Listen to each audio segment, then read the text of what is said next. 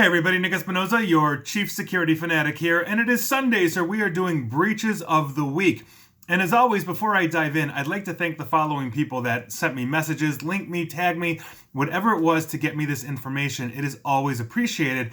And that would be David Walker, Chris Fallon, Jacqueline Wolf, Jason Dance, Dr. Christopher Gay, and Barrett Peterson. Guys, thank you so much. And with that, let's dive in. But before we actually dive into the breaches, I wanted to reiterate something I reiterated last week on that video, which is that these breaches are going to focus on the ones that are not connected to the ever-evolving SolarWinds mess. I'm going to be doing a more comprehensive video on that in a couple of days because what we are learning is absolutely insane. If SolarWinds basically survives this as a company, I'm going to be completely shocked here.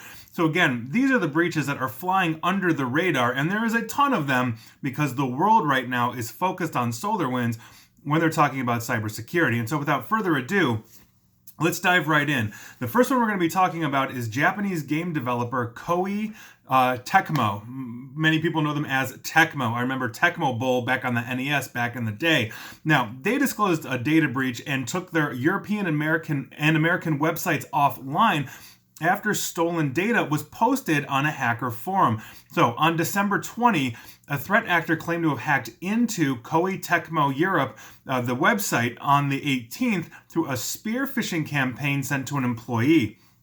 Now, as part of this attack, a forum database with 65,000 users was apparently stolen, and the threat actor claims to have planted a web shell on the site for continued access. Now, in a post on this forum, the threat actor was attempting to sell the forum database for 0.05 bitcoins, or approximately $1,300 at the time, and web shell access for a quarter of a bitcoin, which was approximately $6,500 US at the time. So we'll see where this goes, but if you are on Tecmo's forums in the United States or Europe, heads up to you. Moving on, let's talk about Premier Kids Care Inc. This is out of Georgia. On April 6th of this year, they discovered they were targeted by a cyber attack and that an unauthorized actor had gained access to their systems. Now, apparently, according to their disclosure, this actor did obtain some personal information stored on the company's servers, although the information did not include any social security numbers or financial information. The personal information that may have been obtained includes basically names of patients, their status as a patient, dates of birth, addresses, telephone numbers, certain limited treatment information, and health insurance information. So if you use Premier Kids Care Inc. of Georgia, or your kids do, heads up to you. Moving on, I want to give you an update on the crypto wallet Ledger, because basically here's a tweet from under the breach. I believe they were the ones that discovered this breach, and so to quote the tweet, threat actor just dumped at Ledger's database, which have been circling around for the past few months. The database contains information such as emails, physical addresses, phone numbers, and more information on 272,000 Ledger buyers and emails of 1 million additional users. So heads up to you, if you use Ledger, your data is no longer for sale. It got dumped. Really sucks. Moving on. Huntsville, Alabama School District, I talked about them a couple of weeks ago. Here's an update because they announced this past Monday that it's possible that social security numbers and email addresses could have been part of the information that was accessed on their November 29th attack. And so they are disclosing, and we're looking at state student identification numbers for students enrolled basically in 2013, 16, and 2020. Email addresses for parents linked to those IDs for students enrolled during 2020.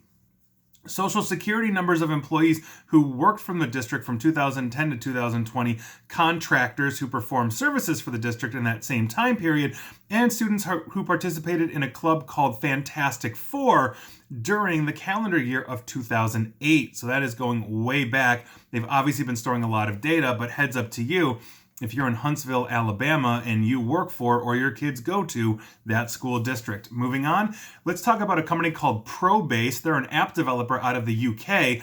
They had an unsecured Microsoft Azure blob, and now this blob contained occupational health assessments, insurance claim documents from U.S. firms underwritten by Lloyd's of London, and senior barristers' private opinions about junior colleagues applying for promotions. More worrying, though, is the blob included FedEx shipment security documentation along with highly sensitive medical data and at least one passport scan. So basically, if your organization was using Probase as an app developer, you may have been exposed in their Microsoft Azure infrastructure that they are obviously getting from Microsoft. So heads up to you. Again, that is Probase. Moving on.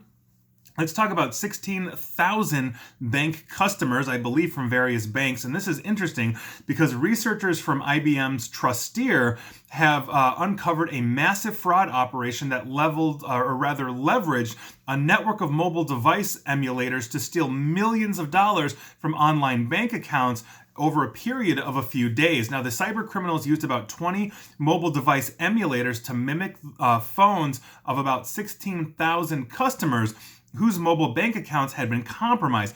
According to IBM, this is one of the largest banking fraud operations ever seen. The hackers managed to steal millions of dollars from financial institutions in Europe and the United States.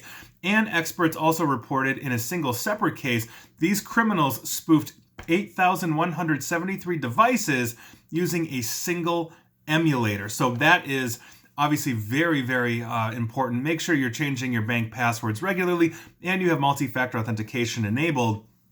That's a huge thing. And encrypt your phones, please, as well. Moving on, let's talk about Roanoke College. This is a small college in Roanoke of about 2,000 students. They are actually delaying their spring semester start by a month after a cyber attack basically impacted their files and access to the data. Now, they were originally scheduled to start on January 19th, but due to a December 12th quote-unquote cyber incident, they are now basically delaying and it's going to start on February 8th. Now, Roanoke has not specifically stated what type of cyber attack they suffered, but with the information posted, it's looking like a ransomware attack. So heads up, if you're one of the 2,000 students or faculty of Roanoke College, you probably know by now. Moving on, let's talk about eHealth Saskatchewan, and this is an update from a December 2019 breach. In a news release this past Tuesday, eHealth reported that, I quote, a breach of personal health information has potentially occurred. Now, it said there was no evidence that this private information was compromised, but it also couldn't be ruled out. And so they're basically saying, just to be safe, we're going to let you know. So if you are with eHealth Saskatchewan up in Canada, heads up to you. Moving on, let's talk about innovative solution for healthcare. This is a company in Vietnam. They leaked 12 million records on patients, including highly sensitive diagnoses, before the exposed cloud server was essentially struck by what is known as the Meow attacker. And essentially, this is somebody that typically overwrites databases, if I recall correctly, with just the word meow overwriting the data, but it's been publicly exposed. Now, as the server was publicly exposed, without encryption or a password, the researchers were able to view 4 gigabyte database, of 12 million records, which is affecting roughly 80,000 patients and healthcare staff. Now, this data is basically things like full name, dates of birth, postal and email addresses, phone numbers, passport details, credit card numbers, medical records, and recent test results and diagnoses. So, heads up to you if your medical outfit uses innovative solution for healthcare, they might have gotten you hit. Moving on, let's talk about British cryptocurrency exchange EXMO. They disclosed that unknown attackers withdrew almost 5% of their total assets after compromising hot wallets. Now, hot wallets are basically internet connected and used by exchanges to temporarily store assets for ongoing transactions and transfers, unlike a cold wallet, which is essentially offline or hardware, which has no internet connection. So if you're using EXMO and you've got a hot wallet, you might want to look into that. Moving on, let's talk about the Barcelona, Spain-based social commerce company 21 buttons. Apparently, a misconfigured cloud storage bucket has exposed the personal details of hundreds of social media influencers, potentially putting them at risk for things like fraud, harassment, and on and on and on. Obviously, these are people that are very highly followed. Now, a team at VPN Mentor discovered an AWS S3 bucket that was essentially wide open with no encryption or password protection, and essentially this was found back in early November. According to the article that I read from a couple of days ago, and I quote, "Action has apparently yet to be taken by the company responsible for the 24, basically as of December 24th. Now, of the 50 million files exposed in this, basically they were mainly influencer photos and videos. The research team did discover hundreds of invoices said to relate to payments made to basically these influencers. So there you go. So if you're an influencer and you use 21 buttons, heads up to you. Moving on, let's talk about the health insurance firm Aetna, ACE, out of the state of Connecticut. They got hit with an email phishing breach. 484,151 individuals are affected of this. They disclosed this to the Office for Civil Rights on the 22nd of December, and not much is known at this time. When I went through the Office for Civil Rights list, they were the ones that popped up this week. So if you use Aetna in Connecticut, heads up to you. Moving on, let's talk about Rakuten. This is out of Japan. Now, this breach disclosure notice is being translated thanks to Google Translate from their Japanese disclosure. So bear with me here. But what they're saying is on November 24th, basically, they had, as pointed out by an external security expert, very formal, some of the information stored on one of their external cloud-based sales management system, meaning third party, was basically could be accessed by a external third party unauthorized, and that's exactly what happened. Now, the information that could have been accessed by the outside third party, if you will, unauthorized, is company name, store name, address, representative name, person in charge, telephone number, fax number, email address, sales correspondence information, and it says etc. and then some basically contractual business things. There are 3 different companies that Rakuten is disclosing for, all named Rakuten something, and they all have very similar breaches. So heads up, if you do business or have anything to do with Rakuten, they might have gotten you exposed. Moving on. Let's talk about the Norwegian shipping company Hurtigrute, and I don't know if I'm pronouncing that correctly, but that's how I'm pronouncing it. I apologize in advance. In a brief statement to the Oslo Stock Exchange, they basically reported that, quote, "Several key systems are currently down as a result of a cyber attack that occurred early morning on the 14th of December. Now, the company said it was cooperating with Norwegian authorities and partners to obtain an overview of the situation and also to limit the spread and damage of the attack. In a statement to Reuters, the head of IT for them called it a serious attack, but they did not provide more details on that, additional details. I cannot speak today. So by virtue of that, they said they're taking comprehensive measures to thwart this. Hopefully they'll be back online sooner than later. Moving on, let's talk about the flavor and fragrance giant Symrise AG out of Germany. They got hit by the Klopp ransomware gang. And what's interesting about this is that they are a major point in the supply chain for a lot of companies. So this attack is potentially far-reaching in its impact because basically their customers include Danone, L'Oreal, Coca-Cola, Nestle, Henkel, which is a beer company, and Unilever, as well as some others. So that is huge if they cannot supply the fragrances and flavors for some of these companies. We may see a shortage in the supply chain. And according to German media, the company confirmed the cyber attack involving malware. So it's, again, Klopp ransomware. So that is a huge thing. I actually looked at the Klopp leak site, and sure enough, they are listed there. And so we'll see what happens. Moving on, let's talk about construction firm RMD Quickform. They're based in Walsall, the United Kingdom. They are investigating a security breach which happened in November. Now, the incident has been reported to the National Cybersecurity Center and Information Commissioner's Office. Not much more is known at this moment, but interestingly enough, earlier this year, their parent Interserve was hit by a cyber attack.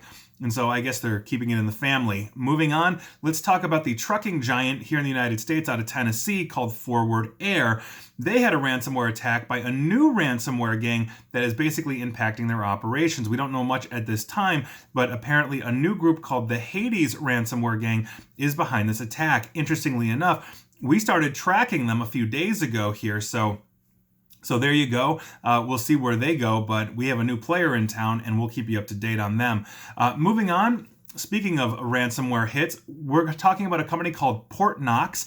They do network security solutions for network access control, so this isn't good at all. The Pay2Key ransomware gang is claiming to have hit Portnox and is threatening to release their data. On their leak site, which I personally reviewed, they claim to have Active Directory hashes, PDF notes on multiple customers, and some of their customers are big, and 1 terabyte of data, of which they've released about 3 gigs. So hopefully Portnox will have this locked down very quickly, and hopefully they will be able to mitigate the damage in some way to them and their customers.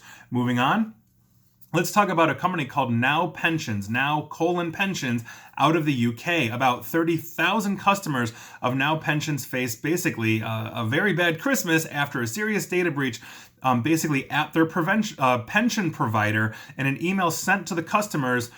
Basically, they warn that names, postal and email addresses, birth dates, and national insurance numbers all have appeared in a public forum online, probably in an ID theft forum, something along those lines. Now, the company, which manages auto-enrolled and other workplace pensions for 1.8 million workers, said that less than 2% rather of its customers have been caught up in this incident. So hopefully you are not one of those if you use Now Pensions in the UK. Heading over to Canada, let's talk about Sangoma Technologies, because as a result of a ransomware attack on one of their company's servers, private and confidential data belonging to the company was posted online yesterday.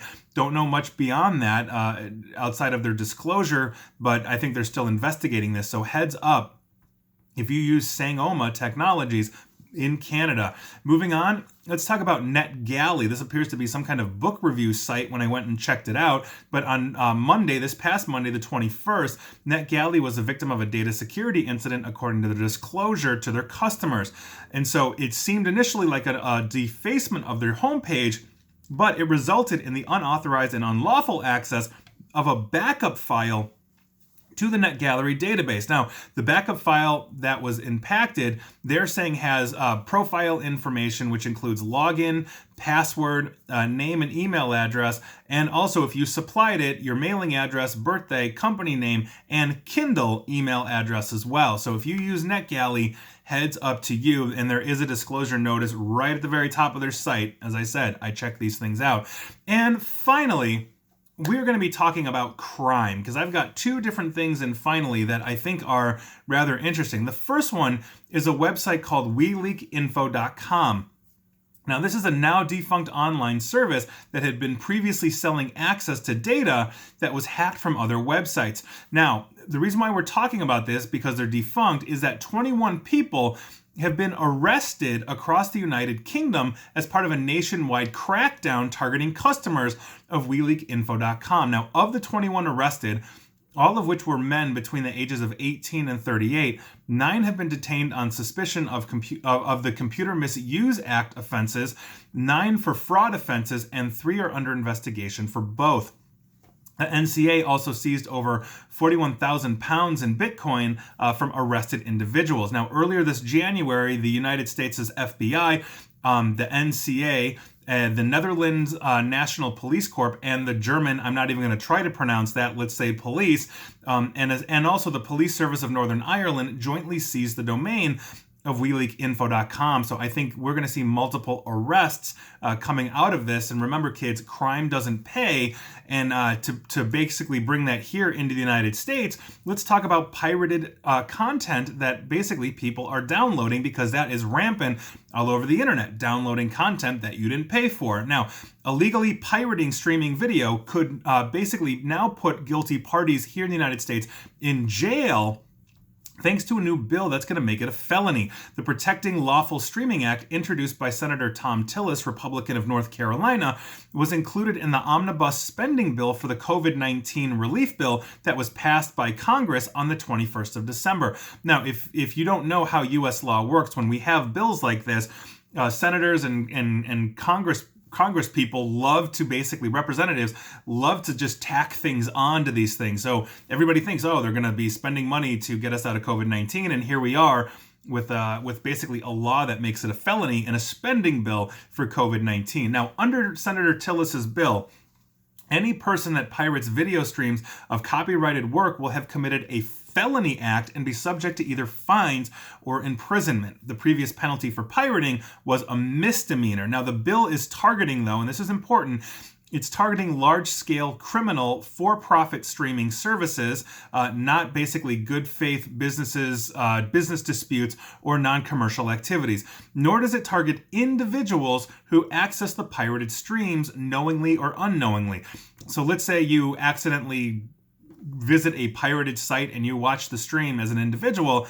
They're not targeting you, but the site that you went to, they're going to go after that, and now it is a felony. No more slaps on the wrist. You're going to jail. Now, this was obviously a bipartisan effort because the co-sponsors with Senator Tillis are Senator Leahy, Democrat of Vermont, Senator Blackburn, Republican of Tennessee, Senator Hirono, Democrat of Hawaii, Senator Cortez Masto, Democrat of Nevada, Senator Cornyn, Republican of Texas, Senator Blumenthal, Democrat of Connecticut, Senator Coons, Democrat of Delaware, Senators Loeffler and Perdue, both Republicans from Georgia, facing an election very soon. So this is obviously a very serious issue, and so I think what they're doing here is probably the right tack. There are going to be people, and you're not going to be able to stop the millions and millions and millions of people that just download that movie when it comes out, online without paying for it.